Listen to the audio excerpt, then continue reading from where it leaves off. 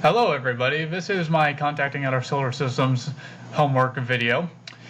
And my opinion on the matter of contacting other solar systems is it is very possible to do so, but from the various methods I would see us being able to contact other solar systems, it would be a very inefficient process.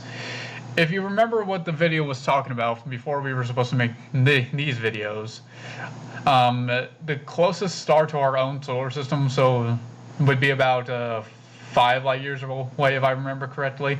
So traveling at the speed of light, even if we had the ability to send messages at that speed, it would take 5 years for it to reach that solar system, which when you think about it is a very long time.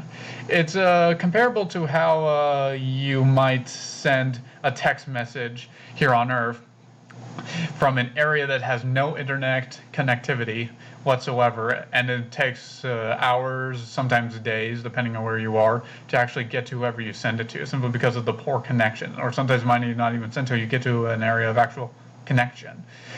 It's I would say that's probably the closest comparison I can think of to traveling through the vacuum of space with any kind of whatever method the message travels upon, that being radio, sound waves, which is what satellites use from what I'm aware, and the fastest being the speed of light, which again, to the closest star to our solar system being 5 light years away, which is a long time. So just in general, yes, it is possible to contact other solar systems, I believe. It would just take a long time to send those messages, as well as for us to receive them, because it would, for the quickest message for us to get from that star that I mentioned in the video, it would take 5 light years.